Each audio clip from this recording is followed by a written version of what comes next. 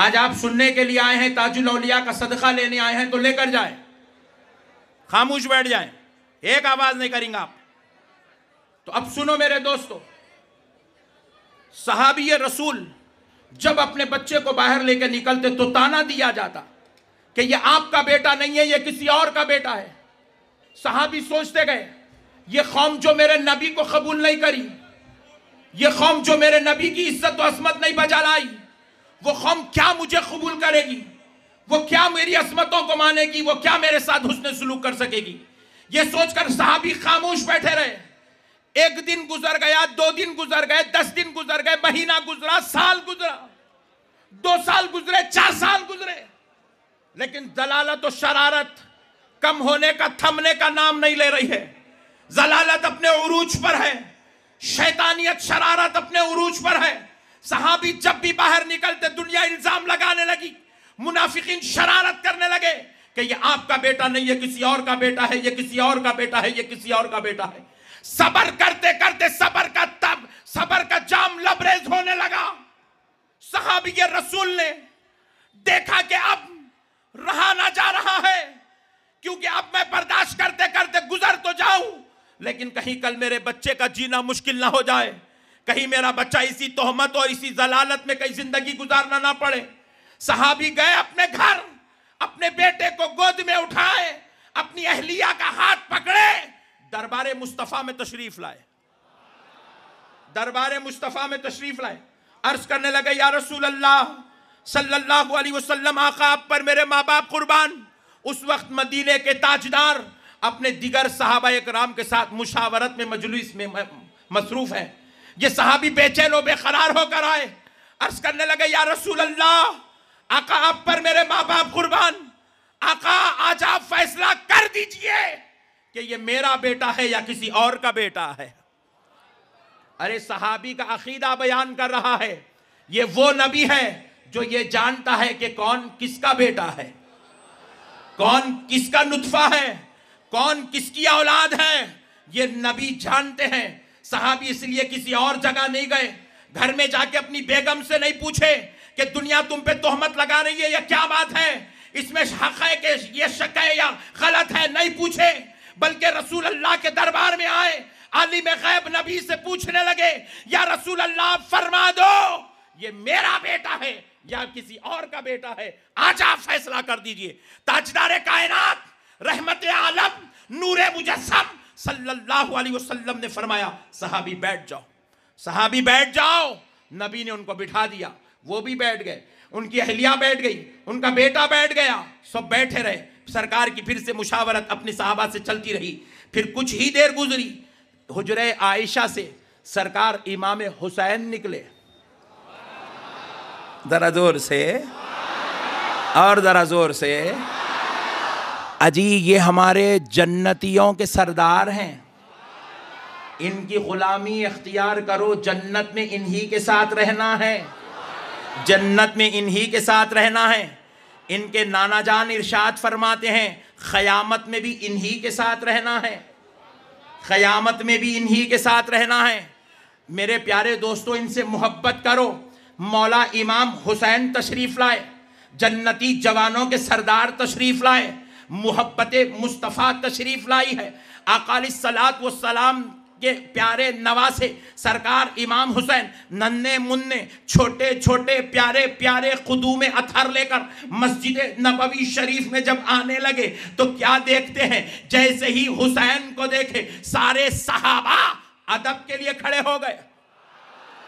ये खानदान नबूवत का अदब हो रहा है, ये नस्ल मुस्तफ़ा का अदब हो रहा है, जन्नती जवानों के सरदार का अदब हो रहा है, फातिमा के लाला वज़ार का अदब हो रहा है, अली के दिलो दुलजार का अदब हो रहा है। अल्लाहु अकबर कबीरा, हजरत इमाम हुसैन के अदब में सारे सहाबा खड़े हो गए। इधर ये सहाबी भी खड़े हो गए, उनकी अहलिया भी खड़ी हो गई, उनका बच्चा भी खड़ा हो गया। प्यारे हुसैन तशरीफ लाए, नबी मुकर्रम के गोदे अक़दस में बैठ गए। हुजूर अपने हुसैन के साथ खेलने लगे, हज़रत हुसैन प्यारे मुस्तफ़ा की दाढ़ी मुबारका से खेलने लगे। अब ऐसा प्यार है कि जब हुसैन गोद में होते नबी कुछ और नहीं करते, सारी मुशावरत बंद, सारी महफिल बंद, सारे काम खत्म, सिर्फ हुसैन होगा, हुसैन का नाना कुछ और नहीं होगा।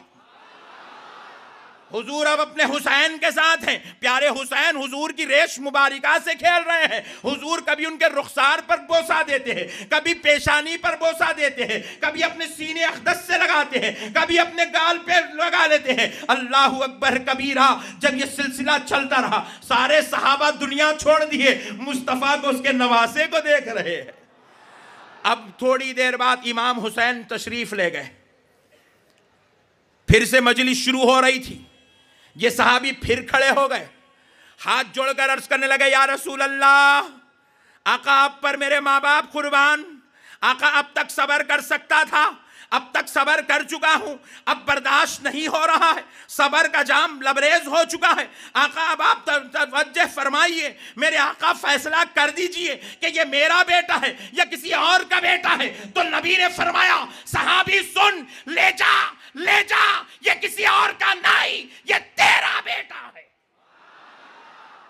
ये जरा जोर से, ये तेरा बेटा है। सहाबी ले जा, ये तेरा बेटा है।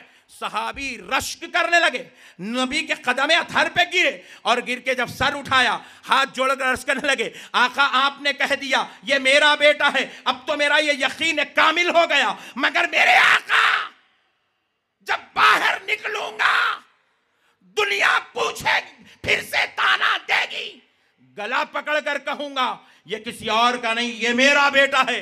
आका, दुनिया अगर दलील पूछे तो क्या दलील दूं? तो प्यारे मुस्तफा ने कहा, सहाबी क्या तूने नहीं देखा जब मेरा हुसैन आया? अदबे हुसैन के लिए सारे सहाबा खड़े हो गए। सहाबी तुम भी खड़े हो गए, तुम्हारी अहलिया भी खड़ी हो गई, तुम्हारा बेटा भी खड़ा हो गया। सहाबी सुन ले, मेरे हुसैन का अदब वही करता है जो अपने बाप का बेटा होता है।